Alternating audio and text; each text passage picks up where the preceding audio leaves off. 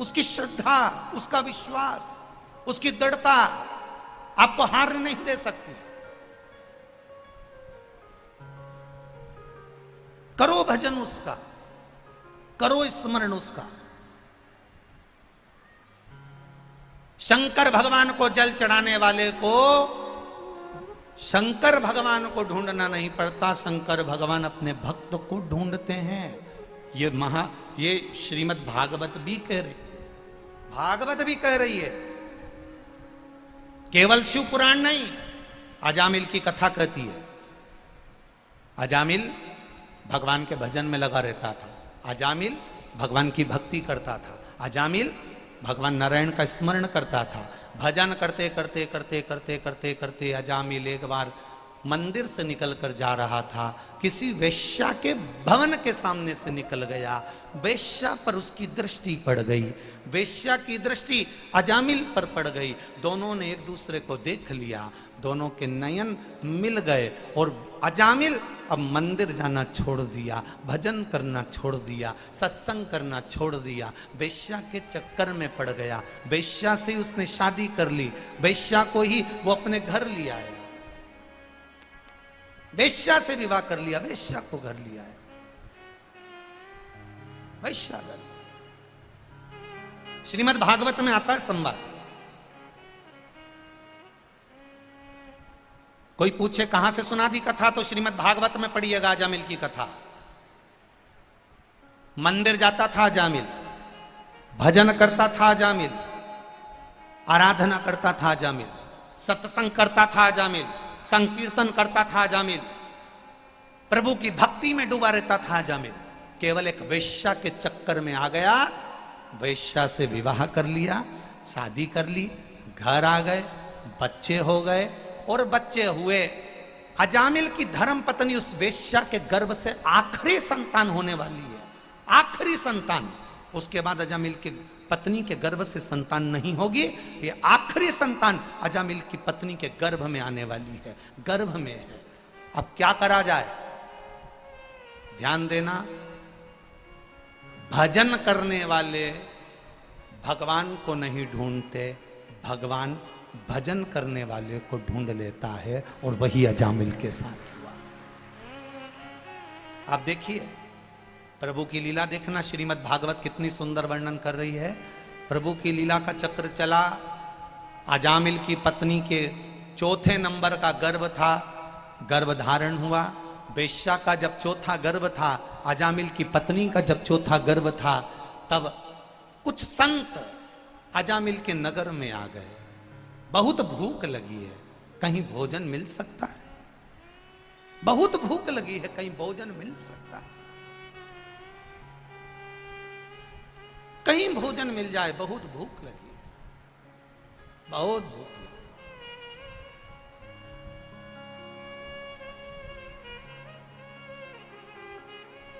बहुत भूख लग रही है, कहीं भोजन मिल सकता है? कितना कितना पुकारा है, कितना।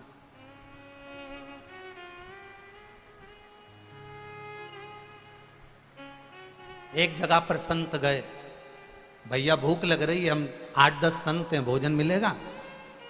हाँ मिल जाएगा।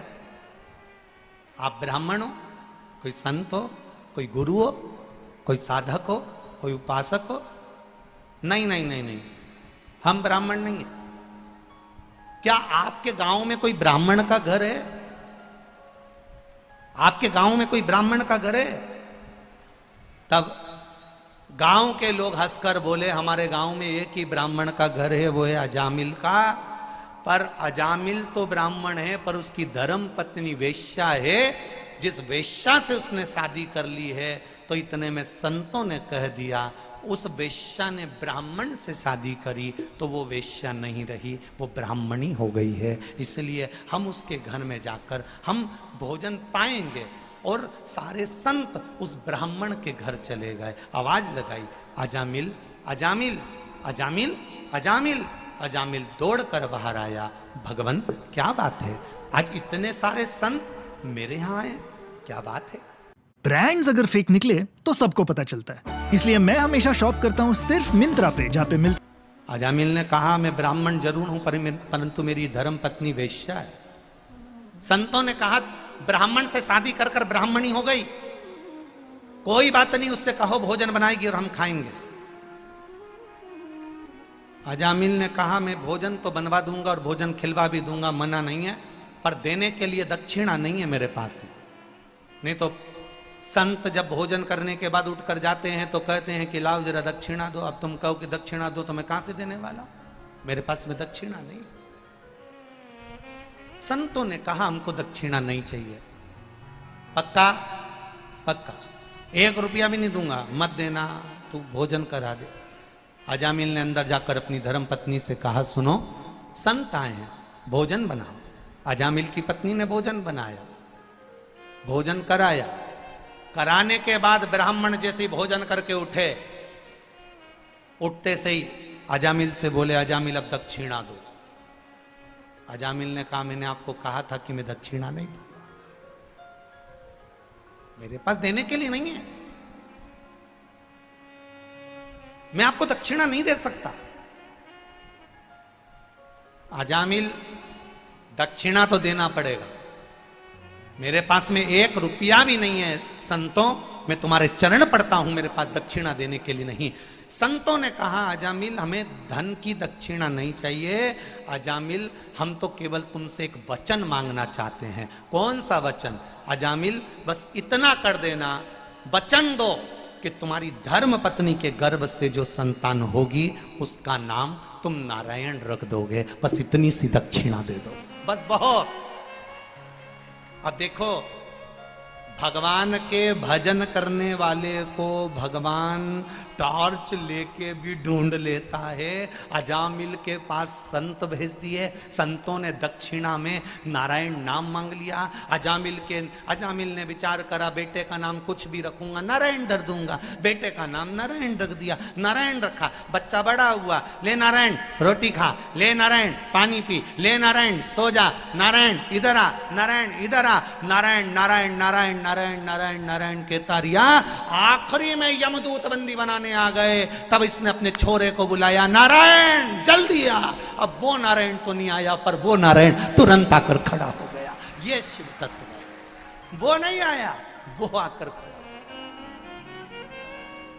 और अंत समय प्रभु आना पड़ेगा, वचन दिया तो निभाना पड़ेगा।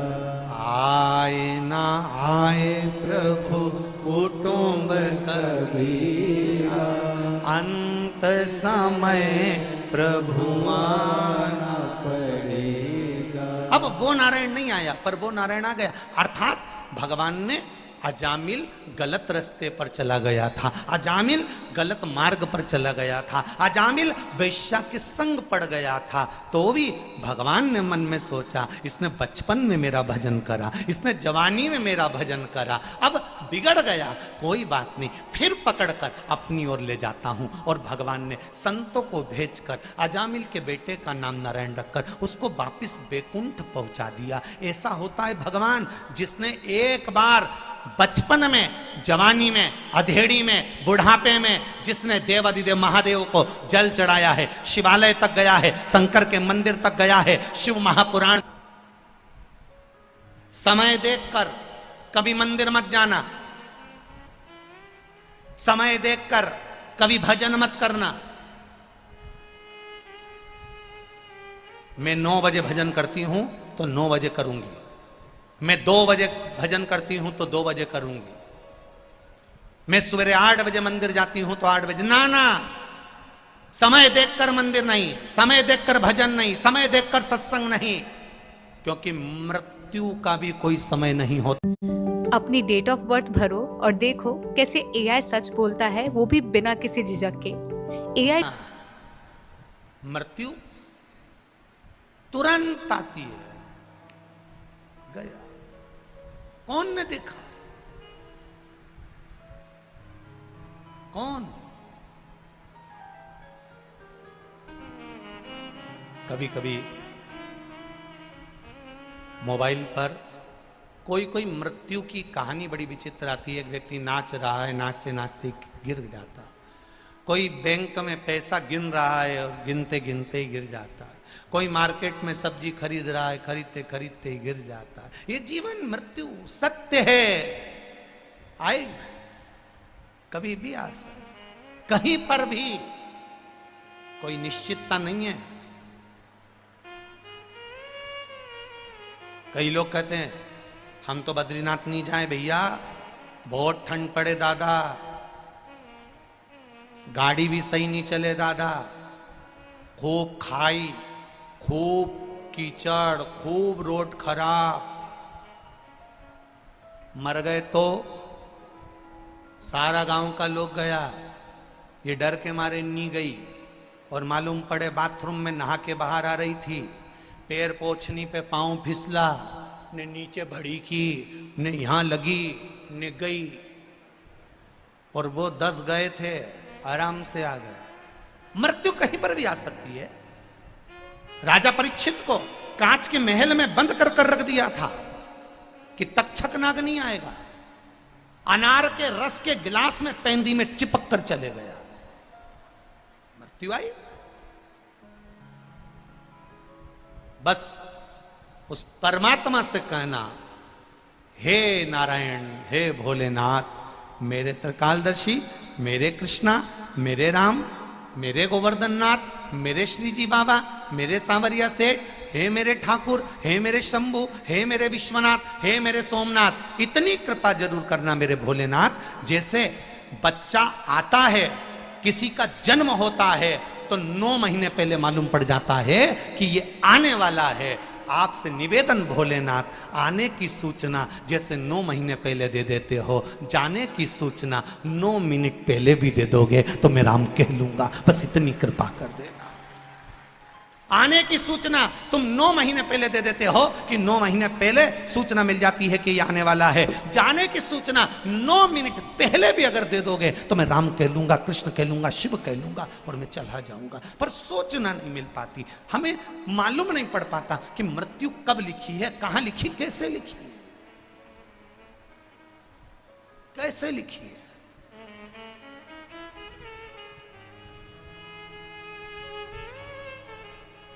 भजन करने वाले को भगवान को नहीं ढूंढना है। मेरी माताओं, मेरे भाई, आप शंकर जी के मंदिर जाते रहो, शिव मंदिर में जाते रहो, लोटा भर के जल चढ़ाते रहो, शिव की आराधना करते रहो, शिव तत्व को जानते रहो। दुनिया के लोग भले ताने देंगे, ये चल दी सियोर वाला महाराज की चेली, जबरदस्ती में चक्कर में पड़ी है वह सियोर वाला महाराज के। खूब लोग ताना देंगे, गाली देंगे, अपशब्द कहेंगे। मीराबाई को नहीं छोड़ा, नामदेव जी को नहीं छोड़ा, तुका राम जी के नहीं छोड़ा, रामकृष्ण परमहंस के नहीं छोड़ा, चैतन्य महाप्रभु को नहीं छोड़ा, श्रीमद वल्लभाचार्य जी को नहीं छोड़ा, रामानुजाचार्य जी को नहीं छोड़ा, निम्बाकरचार्य जी को नहीं छोड़ा। दुनिया के जितने संत साधु सन्यासी तपस्वी साधक उपासक प्रहलाद, ध्रुव, कर्मा, मीरा जैसे हुए, उनको दुनिया के लोगों ने ताने देने से नहीं छोड़ा। तो बेटमा वाली, तुम्हें कोई छोड़ेगा? कौन छोड़ेगा? करो। जो जितना ज्यादा ताना दे तुम उतनी जोरदार खजूर की चोटी बनाओ। और खजूर की चोटी ऐसी, खजूर की चोटी देखिए, देखिए ऐसी 3 बट लेके यूंच बना के यूंच खोसे और इधर से लगा के इधर खोसे और बढ़िया बना के चोटी मोटी बढ़िया बिंदी मिंदी लगा के सुरमा मुरमा लगा के जो ज्यादा बोले उसके सामने से और इठला के जा, आग लगे बस्ती में, अपन रो मस्ती। उतने जोरदार तरीके से बाबा के पास जा, बोल बोलो।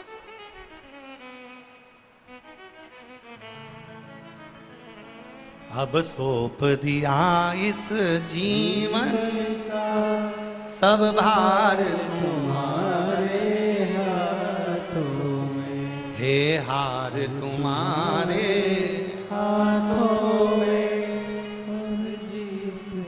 सब कुछ मेरे बाबा के हाथ। कहे दुनिया के लोग, गाली दें दुनिया के लोग, अपशब्द कहें दुनिया के लोग, ताना दे दुनिया के लोग, जितनी जितनी ठोकर लगेगी, जितना जितना ठोकर लगेगी, जितना जितना अपशब्द कहा जाएगा, जितना जितना ताना दिया जाएगा, जितनी जितनी गाली दी जाएगी, जितना जितना अपशब्द कहा जाएगा, उतने उतने सोने को जितना जितना तपाओगे वो उतना निखरता चले जाएगा। आप निखरते जाओ, वो तपा है, वो गाली। बड़ी चिंता लोगों को।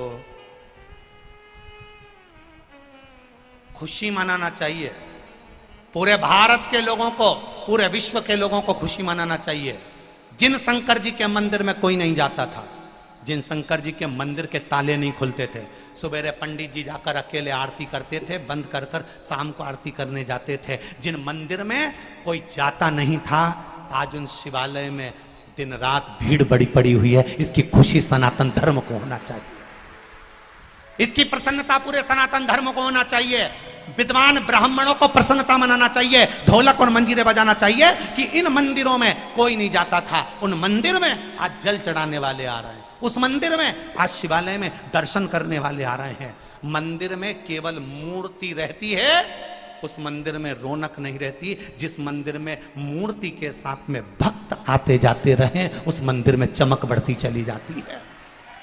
मंदिर में धन से मूलता मत रखो कि मंदिर में 10 रुपए चढ़ेगा कि 5 रुपए चढ़ेगा कि कोई चढ़ा रिया कि नहीं चढ़ा रिया। भले 1 रुपया मंदिर में ना चढ़ाए, पर मंदिर में भक्त जरूर आए। अगर मंदिर में भक्त आएगा और भगवान उसकी झोली भर जाएगा तो वो मंदिर में भी 4 चांद लगा जाएगा। पहले आन दो, मंदिर के अंदर प्रवेश करने दो,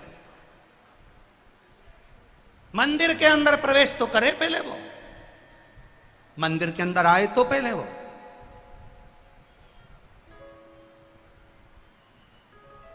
सिनेमा का टिकट लेके सिनेमा के अंदर बैठने तो दो, जान दो पहले। बैठेगा, पहुंचेगा, देखेगा, फिर ही तो जाएगा। जान दो पहले, बैठने दो, शिव मंदिर में आने दो, शंकर के द्वार आने दो, शिव की चौखट बनाने दो।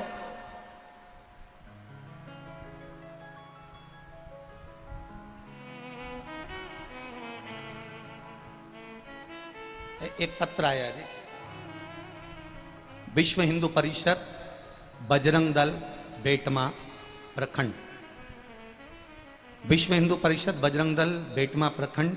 गुरुजी, हम आपका सम्मान करना चाहते हैं केवल इसी बात के लिए कि जो मंदिर खाली पड़े थे, हमने सारी दुनिया के लोगों ने पूरी जान झोंक दी थी लोगों को मंदिर तक पहुंचाने के लिए, पर मंदिर तक नहीं पहुंच पाते थे।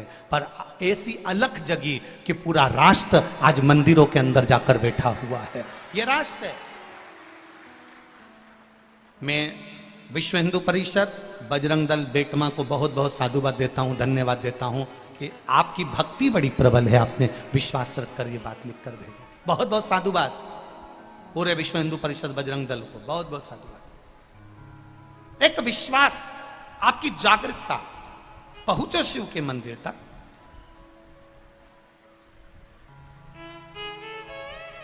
शिव के शिवालय तक जाइए, दिल की बात कहने के लिए जाइए, दिल की बात।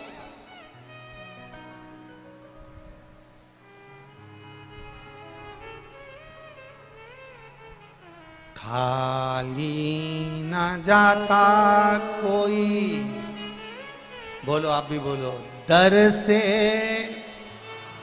तुम्हारे खाली ना जाता कोई, दर से तुम्हारे मैं भी खड़ा हूँ नन्ही बाहें पसारे, मैं भी खड़ी हूँ नन्ही बाहें पसारे। अपने हृदय से लगा लो, लगा लो, गिरा जा रहा हूँ, उठा लो, उठा। प्रभु अपने दर से अब तो न टालो, गिरा जा रहा हूँ, उठा लो। प्रार्थना करिए उससे, निवेदन करिए उससे। और जब भक्ति का बल बढ़ता है, जब विश्वास बढ़ता है, जब दृढ़ता बढ़ती है, जब श्रद्धा बढ़ती है, जब विश्वास बढ़ता है, तब परमात्मा स्वयं प्रकट होता है। भारत के गांव देश की लगी होगी, घर से निकले होगे तो धूप लगी होगी। 3 दिन से कथा चल रही है और चौथा दिन है। 4 दिन से जैसे ही 1 बजे कथा चालू होती है, बाबा अपना हाथ करके छाया कर कर बैठ जाता है।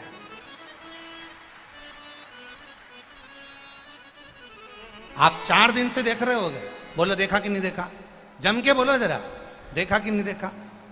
बाहर होगी थोड़ी देर, अगर धूप आई भी शरीफ, फिर छांव आई, फिर धूप आई, फिर छांव आई।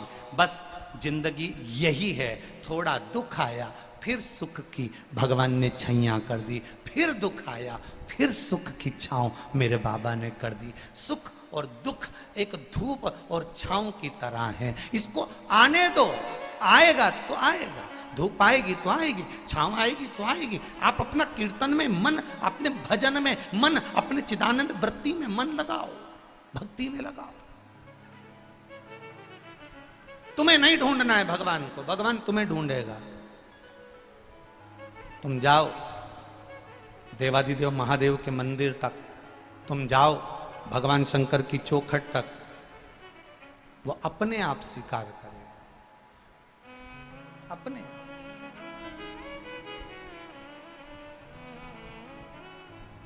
प्रभु हम भी शरणागत हैं, स्वीकार करो तो जान। सिवा कहीं दिल ना लगाना, शिव के सिवा कहीं दिल ना लगाना, नहीं तो पड़ेगा तुझे आंसू। वेद व्यास जी ने वही कथा शास्त्रों में, पुराणों में वर्णन करी, जिसको आज तक दुनिया के लोग आज तक बाच रहे हैं, आज तक बाच रहे हैं। शिव जी जैसा कोई वक्ता नहीं, और शिव महापुराण की कथा कह रही है, भगवान शंकर का संवाद कर रहा है।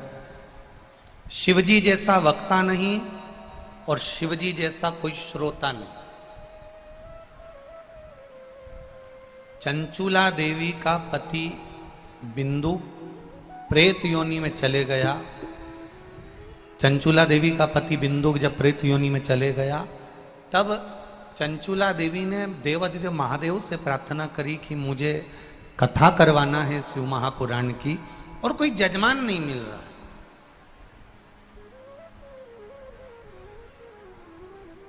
इस कथा का कोई जजमान नहीं है।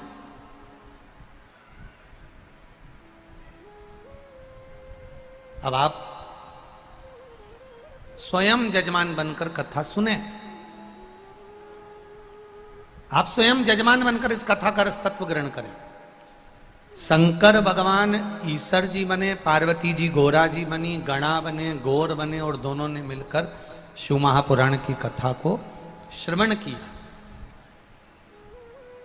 शिव जैसा कोई वक्ता नहीं, और शिव महापुराण की कथा कहती है मेरे भोलेनाथ, शिव जैसा कोई श्रोता नहीं।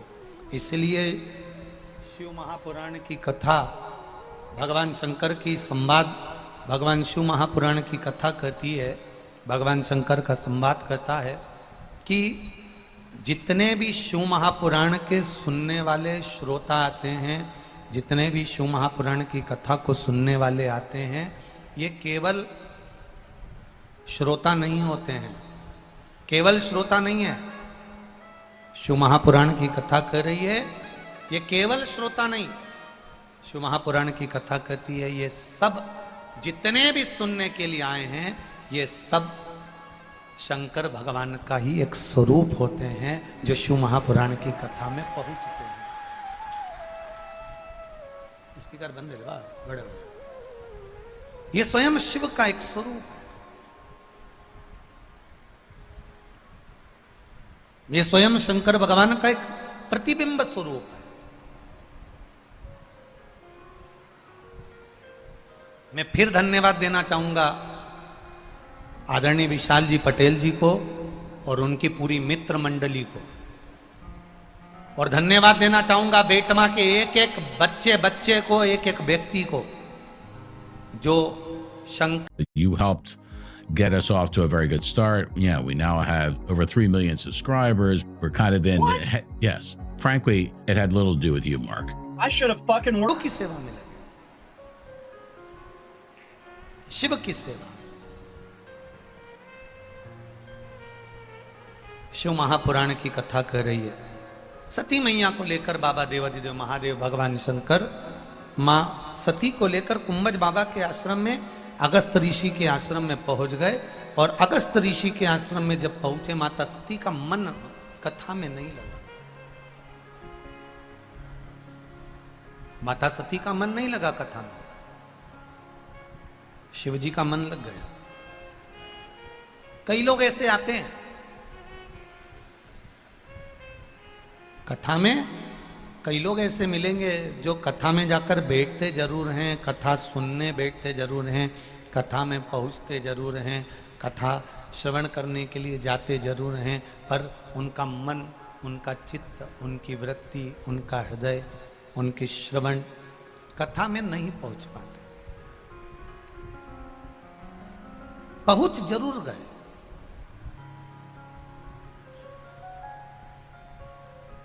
पर मन नहीं लग पाया।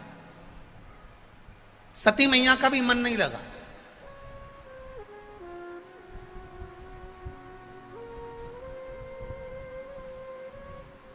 कथा शिव महापुराण की कथा कहती है, शिव जो कामना लेकर बैठता है, जो मन में सोचता है, देवाधिदेव महादेव वो उसका पूरा करते हैं। जिस कामना से बैठा, सती मैया काम बैठी हैं शिव पुराण सुनने के लिए, सती मैया बैठी हैं कुंभज बाबा के पास कथा सुनने के लिए, पर सती का मन नहीं लगा। सती ने क्या मन में सोचा? माता सती ने विचार करा, मेरे पति भी मुझको कहाँ लेकर आए। विवाह होने के बाद तो लोग लेकर जाते हैं अपनी धर्म पत्नी को कहीं घुमाने के लिए, और मेरे पति लेकर आए कथा सुनाने के लिए। इससे तो अच्छा है मेरा ये शरीर जलकर भस्म हो जाए तो अच्छा। सती मैया ने जो सोचा, शंकर भगवान कुंभज ऋषि के चेहरे को देखकर पहचान गए। कुंभज बाबा से शिव जी ने पूछ लिया, आप मुस्कुरा क्यों रहे हो? कुंभज बाबा ने कहा, सती कथा सुनते सुनते अपने मन में कुछ मांग रही है। शिव जी ने पूछा, कथा सुनते सुनते अगर कुछ मांगा जाए तो पूरा होता है? होता है, बिल्कुल होता है। तो सती ने जो मांगा वो होगा, होगा। तो मैं भी कुछ मांग लूं, मांग लो। शंकर भगवान भी ध्यान लगाकर बैठ गए कथा सुनते सुनते। अब कुंभज बाबा से पूछा भोलेनाथ जी ने कि सती ने क्या मांगा और मैंने क्या मांगा? तो कुंभज बाबा ने कह दिया, सती ने सोचा कि मैं जलकर भस्म हो जाऊं तो अच्छा, और आपने सोचा कहीं से राम का दर्शन हो जाए तो अच्छा। दोनों को वही की वही होगा। सती मैया जलकर भस्म हुई और शंकर भगवान को राम जी का दर्शन हुआ। जो मांग, एक एक पत्र आया है, देखिए।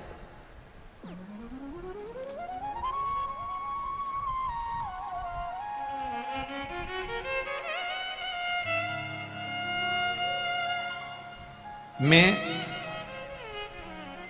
छबील चंद्र ददीच, चुरू राजस्थान से आया हूं। मेरा मोबाइल नंबर ये है, कहीं बैठे हो तो हाथ हिलाइएगा। आप ही हैं?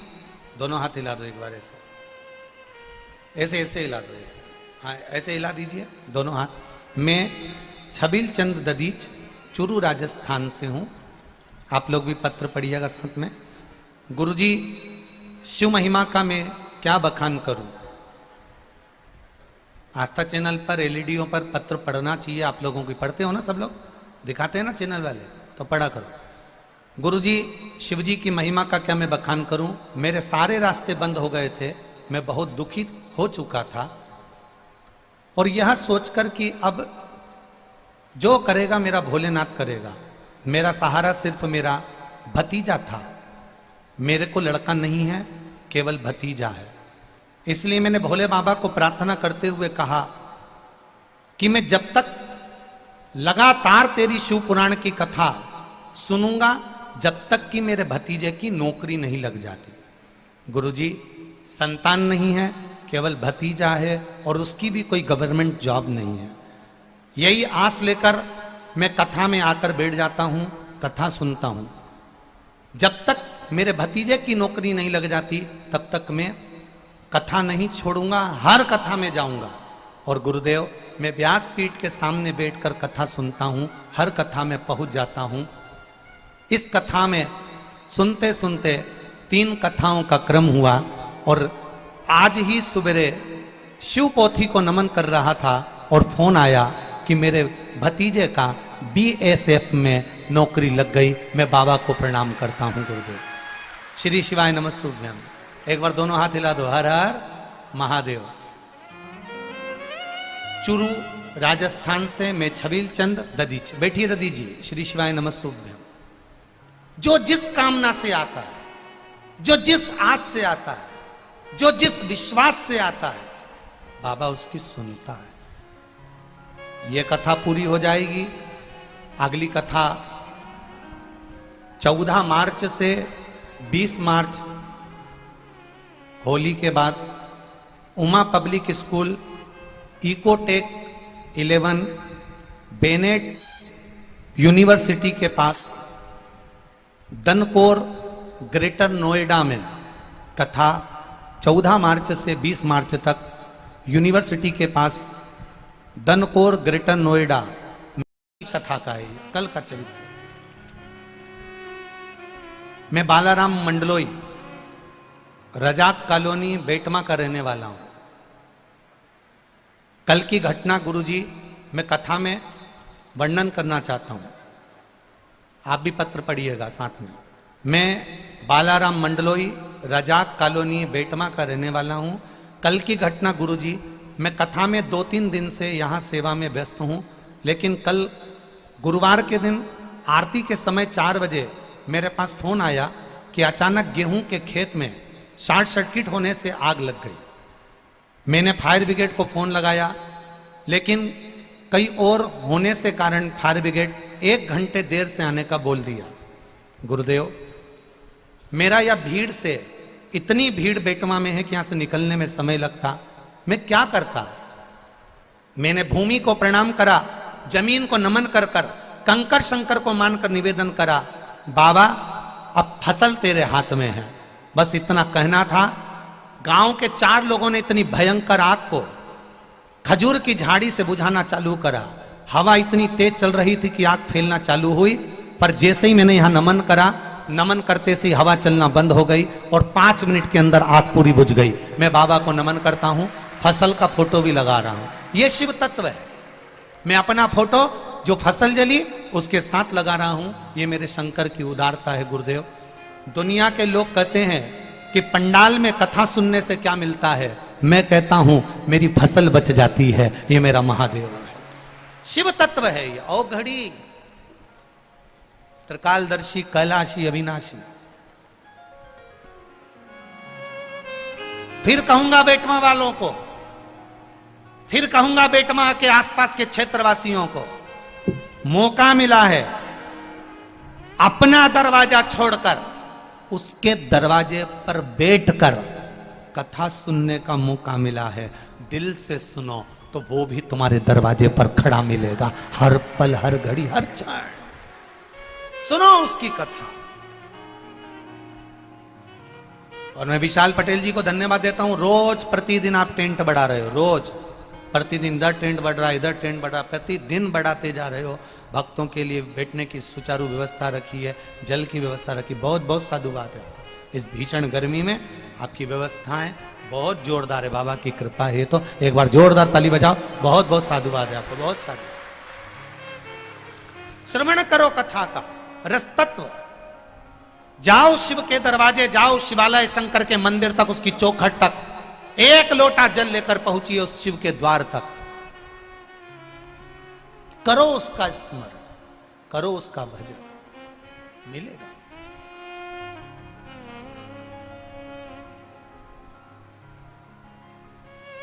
महाराज, सती मैया जलकर भस्म हुई।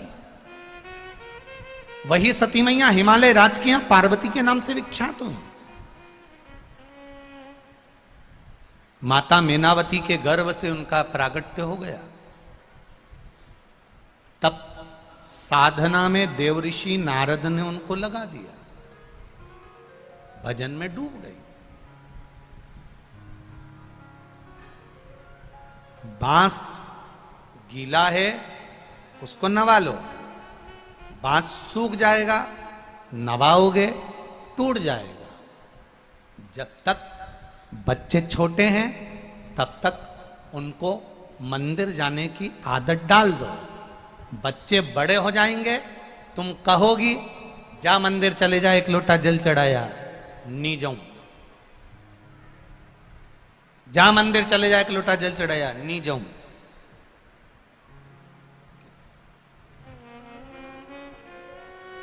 नहीं जाएंगे, छोटे हैं। छोटा सा लोटा हाथ में पकड़ा दो, छोटा सा लोटा, छोटा सा जल का पात्र, हाथ में। बच्चे से कहो सामने मंदिर है, सिद्धनाथ बैठे हैं। पूरे बेटवा में किसी देवता के इतने मंदिर नहीं होंगे जितने मंदिर महादेव के हैं। पूरे बेटवा में हर जगह जगह पर शंकर जी हैं, हर जगह जगह पर भोलेनाथ बैठा है, हर जगह पूरे बेटे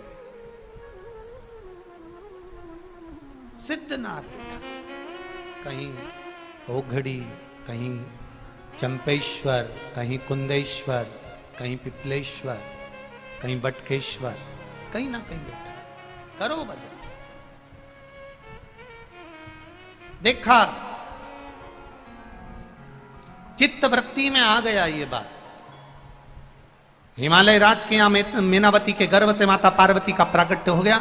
मां पार्वती का जब प्रागट्य हुआ, माता मेनावती के गर्भ से मां पार्वती जब जन्म ले ली, देवऋषि नारद ने आकर उनका गुणनवाद कर दिया। उनका ग्रह देवऋषि नारद ने बता दिया। देवऋषि नारद ने कहा इनका जो पति होगा वो भस्मधारी होगा, जटाजूट बांधने वाला, मृग चर्म पहनने वाला, नागों की माला लपेटने वाला, नग्न वेशधारी होगा। सुनकर मैनावती को अच्छा नहीं लगा। मैनावती की आंख में जल भर गया। मेरी बेटी का भाग्य ऐसा है, मेरी बेटी की किस्मत ऐसी है, भाग्य से मैं अपनी बेटी का विवाह ही नहीं करूंगी। मैं अपनी बेटी का विवाह नहीं करूंगा। देवऋषि नारद ने समझाया, सारे अवगुण अगर किसी एक देव में विराजमान हैं और वो सारे गुणों की खान है, तो अपनी बेटी का विवाह आप उसके साथ कर दो। आप पार्वती को कहो शिव शंकर भगवान की भक्ति में डूबी रहे, अपने आप मेरा देवादिदेव महादेव उसको संभाल ले। अब पिपलाद शिव महापुराण की कथा का ये वाला संवाद आज तक कथा में नहीं आया। ये ब्रह्म पुराण का संवाद है, ब्रह्मवेत्ता पुराण का। इसको जरा सा ध्यान से सुनना। अभी तक ये संवाद नहीं आया, इतनी कथाएं बाची उसमें ये संवाद नहीं पहुंचा है। ये पिपलाद शिव महापुराण की कथा में ये संवाद दधीची के ऋषि के माध्यम से आया।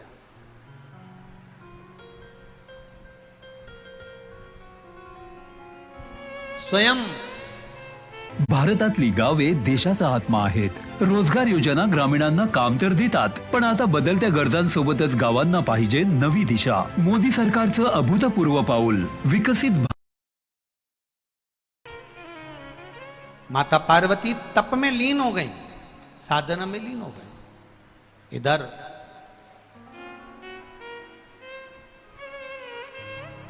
ऋषि अथर्व जी ने दधीची ऋषि को ज्ञान देते हुए कहा कि पर पीड़ा को अपनी पीड़ा समझो, परमार्थ के कार्य में लगे रहो। भोजन करने भी अगर बैठे हुए हो और कोई भूखा सामने आ जाए तो भोजन की थाली में से अन्न का भाग निकाल कर दे दीजिए, उसका सुख 4 गुना बढ़ जाता है।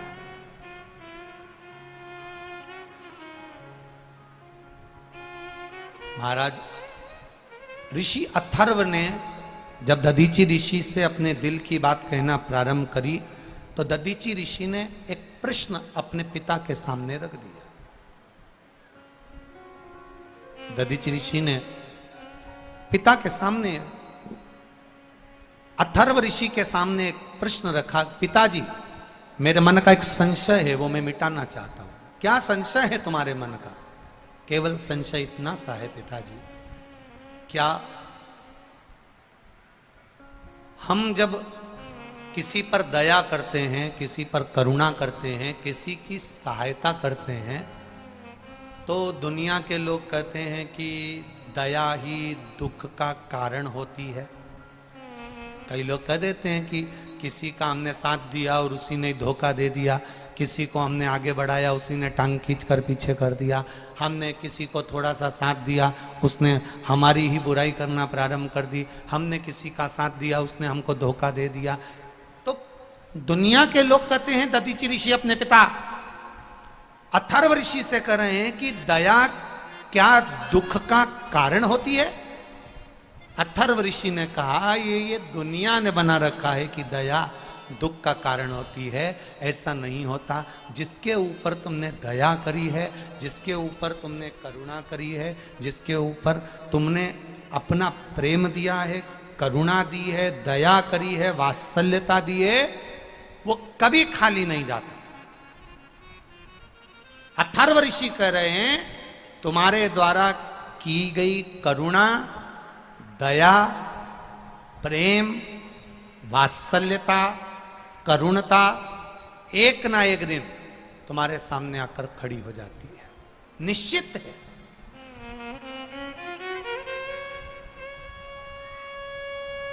अब 2 संवाद हैं इसमें, 2 संवाद।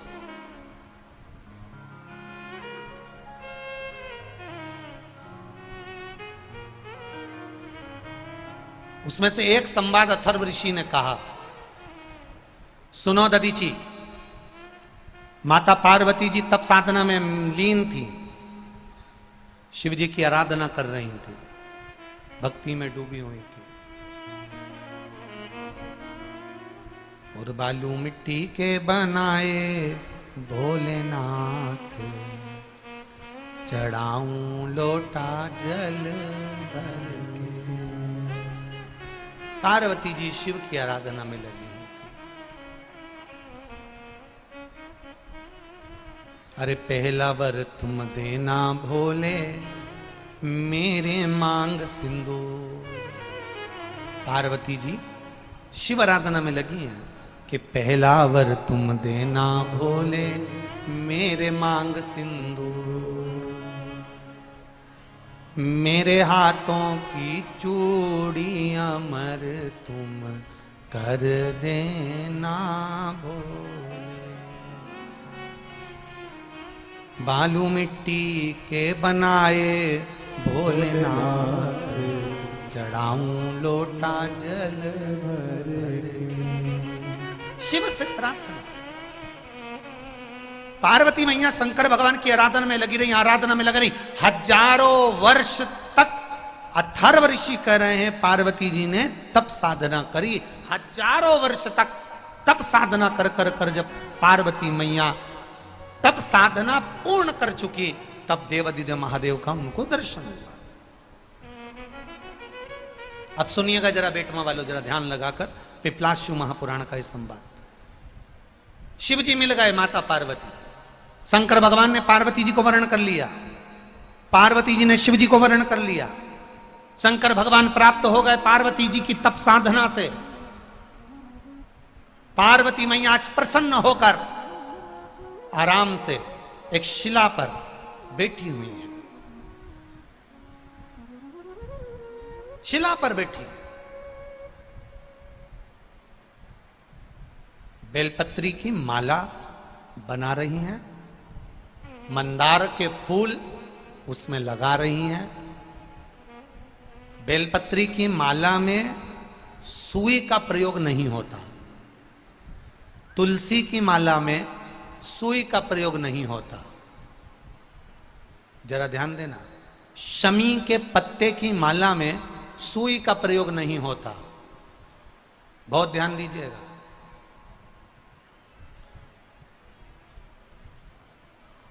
तुलसी की माला में सुई का प्रयोग नहीं होता, बेलपत्री की माला में सुई का प्रयोग नहीं होता, शमी की माला में सुई का प्रयोग नहीं होता, आंवले के वृक्ष की पत्ती की माला में सुई का प्रयोग नहीं होता, पीपल के पत्ते की माला में सुई का प्रयोग नहीं होता, बड़ के पत्ते की माला में सुई का प्रयोग नहीं होता। थोड़ा ध्यान रखना इस बात के लिए, इसमें सुई नहीं लगना चाहिए, इसमें सुई का प्रयोग नहीं। पर बैठी बेलपत्री की माला बना रही हैं, मंदार के फूल उसमें लगा रही हैं। बेलपत्री की माला में सुई का प्रयोग नहीं होता, तुलसी की माला में सुई का प्रयोग नहीं होता। जरा ध्यान देना, शमी के पत्ते की माला में सुई का प्रयोग नहीं होता, बहुत ध्यान दीजिएगा।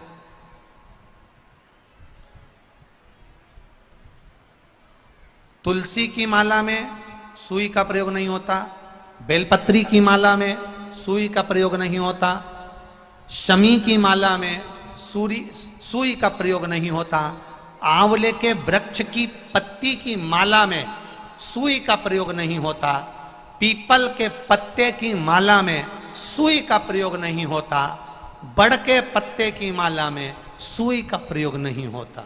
थोड़ा ध्यान रखना इस बात के लिए, इसमें सुई नहीं लगना चाहिए, इसमें सुई का प्रयोग नहीं होता। अब 3 चीजें हमारे यहां सनातन धर्म में बड़ी विचित्र बताई है, उसका स्मरण होना चाहिए। नारी जब मांग में सिंदूर भरे, उस समय दर्पण के सामने केवल नारी हो, कोई दूसरा नारी को मांग में सिंदूर भरता हुआ ना देखे। जब नारी गले में मंगलसूत्र धारण कर रही हो या 16 श्रृंगार जब नारी धारण कर रही हो, उस समय पर कोई ना देखे। नारी का जो श्रृंगार है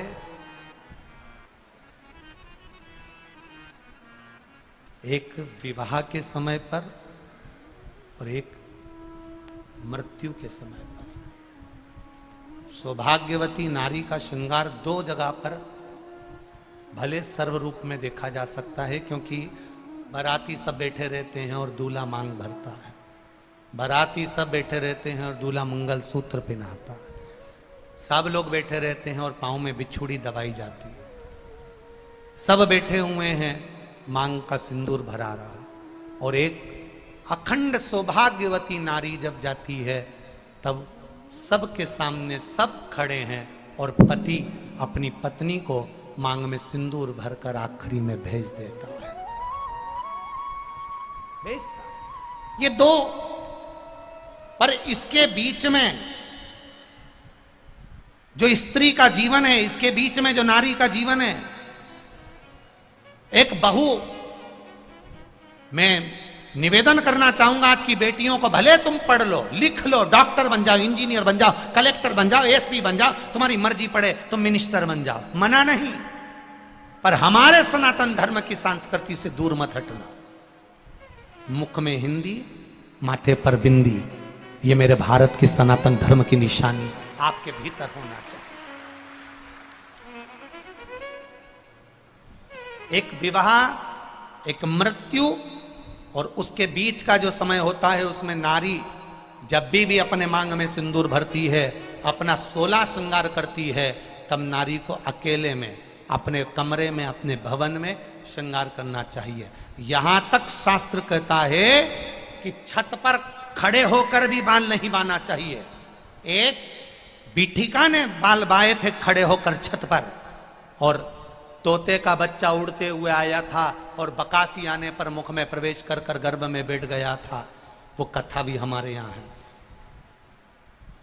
कंस का जन्म कैसे, ये दो, पर इसके बीच में जो स्त्री का जीवन है, इसके बीच में जो नारी का जीवन है, एक बहू, मैं निवेदन करना चाहूंगा आज की बेटियों को, भले तुम पढ़ लो, लिख लो, डॉक्टर बन जाओ, इंजीनियर बन जाओ, कलेक्टर बन जाओ, एसपी बन जाओ, तुम्हारी मर्जी पड़े, तुम मिनिस्टर बन जाओ, मना नहीं, पर हमारे सनातन धर्म की संस्कृति से दूर मत हटना। मुख में हिंदी, माथे पर बिंदी, ये मेरे भारत की सनातन धर्म की निशानी आपके भीतर होना चाहिए। एक विवाह, एक मृत्यु और उसके बीच का जो समय होता है, उसमें नारी जब भी अपने मांग में सिंदूर भरती है, अपना 16 श्रृंगार करती है, तब नारी को अकेले में अपने कमरे में, अपने भवन में श्रृंगार करना चाहिए। यहां तक शास्त्र कहता है कि छत पर खड़े होकर भी बाल नहीं बांधना चाहिए। एक बीठिका ने बाल बाए थे खड़े होकर छत पर, और तोते का बच्चा उड़ते हुए आया था और बकासी आने पर मुख में प्रवेश कर कर गर्भ में बैठ गया था। वो कथा भी हमारे यहां है। कंस का जन्म कैसे हुआ, ये आप सब श्रीमद् भागवत की कथाओं में सुन चुके हो कि नारी रजो धर्म में थी, और रजो धर्म की वो नारी 3 दिन बाद केश धोकर बाहर गई, और द्रुमलिक नाम का एक असुर ने देख लिया और वो उसके साथ में रहने लगा, और उसके माध्यम से उसका गर्भ ठहर गया। यहां तक हमारे संवाद करते हैं। उसमें थोड़ा सा स्त्री को समझना है, थोड़ा सा नारी को समझना। आप करो श्रृंगार, आप करो श्रृंगार, आपका श्रृंगार करने को मना नहीं है। सास, ससुर, देवर, जेठ, परिवार, घर के बड़े, घर के बुजुर्ग खड़े हैं, उस समय पर श्रृंगार नहीं। आप जाओ अपने कक्ष में, श्रृंगार करके आइए, मना नहीं, पर किसी की सम्मुखता में नहीं।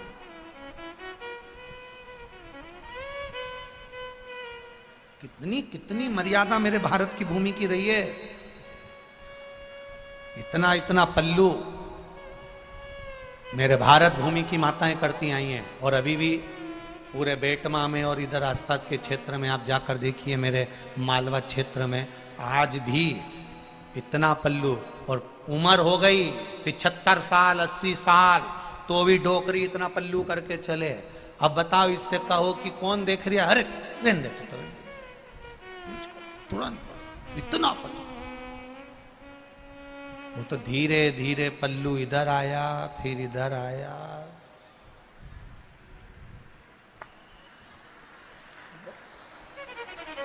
कहीं नहीं बचे आ गए। अब तो बहू में इतना पल्लू केवल 2 बार रहती है, एक बार शादी करके आती है तब, क्योंकि मुंह दिखाई में सोने की रकम मिले, और एक बार बहू इतना पल्लू जब रहती है जब घर में कोई डोकरा डोकरी बुढ़ा बुढ़ी मरे तब, क्योंकि आंख में आंसू एक भी नहीं आए, बस अंदर जबरदस्ती चिल्लाए, बस 2 बार ही रोती, बस तो आंख में आंसू, बस पल्लू इतना ही बस। और वो भी भगवान जाने ऐसी डिजाइन में रोती, इतनी डिजाइन में भगवान। वो एक बार हम तो यहीं की बात बताएं, मतलब कहाँ किसको बोलने जावे, यही क्षेत्र, तुम्हारा ही क्षेत्र। कोई मरी गया तो हमने कहा चलो मिल आए। अब जाते जाते इतनी गए, एक झाड़ू लगा रही थी बहू, एक बर्तन मांज रही थी, जैसे कुंदी बजाई इतने में छोरी चिल्लाई, सियोर वाला गुरुजी आया, और ये सब फेंक के जो पड़ी रोवा। फिर और हम बैठे जब तक रेडियो की आवाज एकदम तेज थी, जो तेज, और थोड़ी देर बाद फिर उनके पति वगैरह हमारे पास आके बैठे।